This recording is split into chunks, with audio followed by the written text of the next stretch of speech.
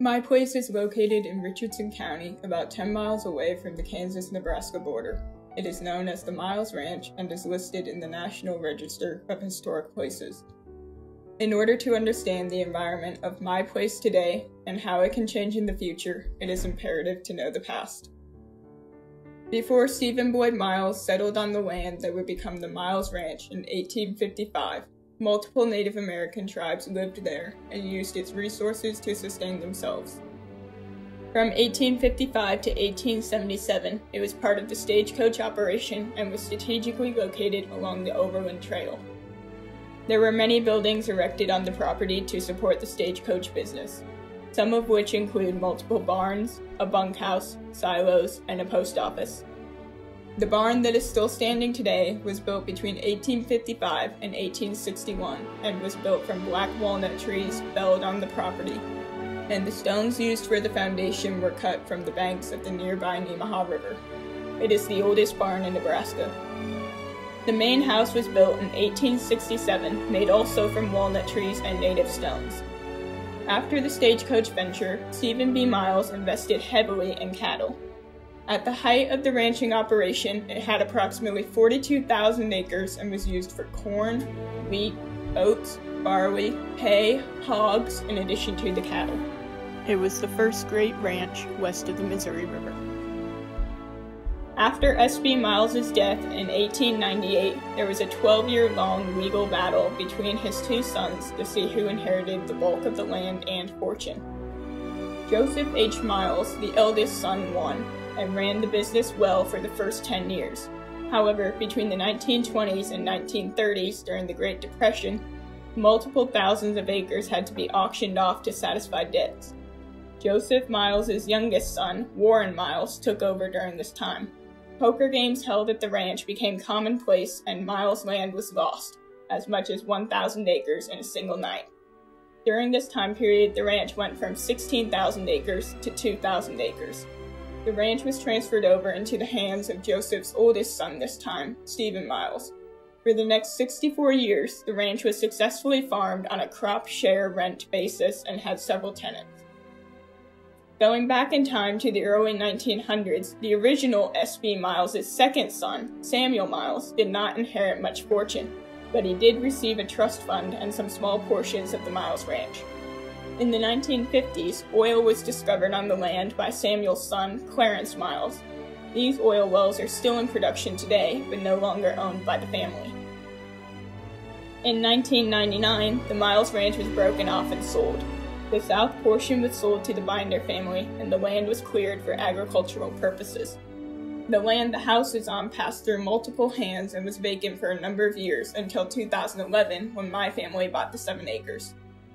The property went through an intensive restoration process that is never ending. On the 7 acres, there are several different species of trees. There are elm trees, hackberry trees, cedar trees, and mulberry trees. All of these tree species are non-native except for the hackberry.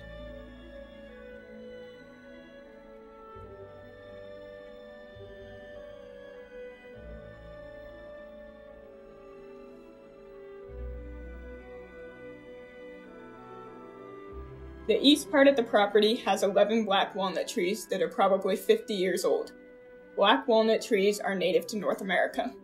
On the hill near the walnuts is a large granite rock. Some of the folklore regarding the rock that has been told to us by locals is that there is gold buried beneath it. Additionally, they claim that the Native American tribes in the area made markings on it and used it as a landmark feature. However, there is not any written validation of this. Behind the basketball hoop is a redbud tree, which is native to the United States. The north part of MyPlace is mostly cedars, hedgeapple, and thorn locust. Hedgeapple trees and thorn locusts are both native to America. Beside our house is a lilac bush that we estimate to be at least 70 years old. Lilac bushes were brought to the Americas mostly by Europeans in the 1600s. South of our house are sunflowers. While my family used to own a few horses, we only have a dog and cats now. However, our land supports many wild critters as well. We have many different bird species like mockingbirds, blue jays, cardinals, woodpeckers, pigeons, barn swallows, mourning doves, and hummingbirds, alongside more commonly seen birds like the American robin. There are black snakes and even a couple rattlesnakes, and plenty of field mice for them to feed. We have also seen multiple coyotes and deer pass through our property, and have even seen a bobcat in our elm trees. The raccoons like to eat our vegetables in the garden, and the toads like to bury themselves in the cool soil. There are turtles that will cross our land on their way to water. We inadvertently support a possum because of the cat food we leave for our cats. It is not uncommon for us to smell a skunk on occasion. At the nearby Nemaha River, we have seen a couple bald eagles and even a mountain lion one time. What little actual grass we have on our property is tall fescue and bluegrass. The rest of the plants that make up our lawn consist of dandelions, crabgrass, thistles, creeping charlie, and lots of henbit, none of which are native to North America.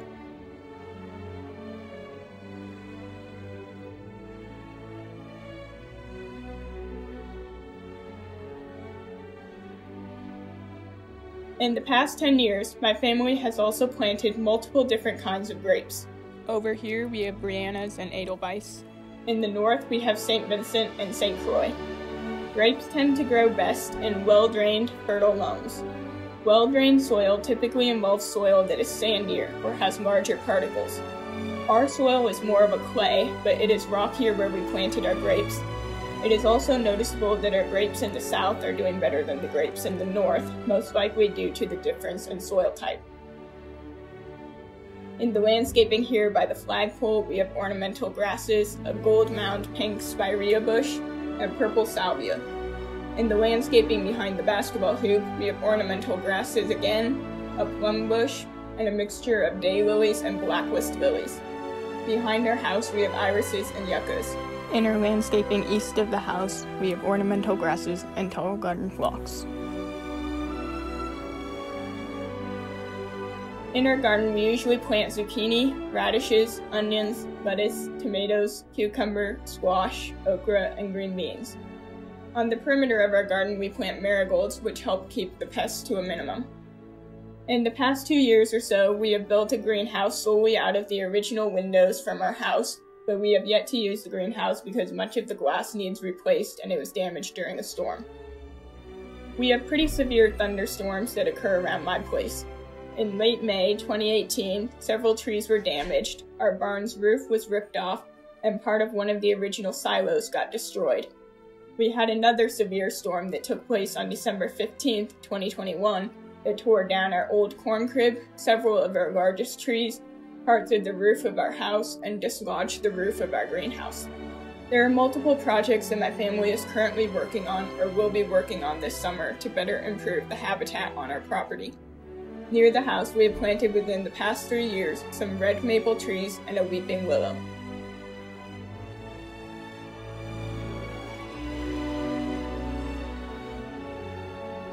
Along the road leading to the barn, we planted October Glory maples. Due to all of the damage that occurred during the storm, we are working to clean up the fallen trees. When we do that, we will also go through and make sure that each tree has enough room for it to thrive. We also plant flowers that hopefully encourage pollinators to live on our land.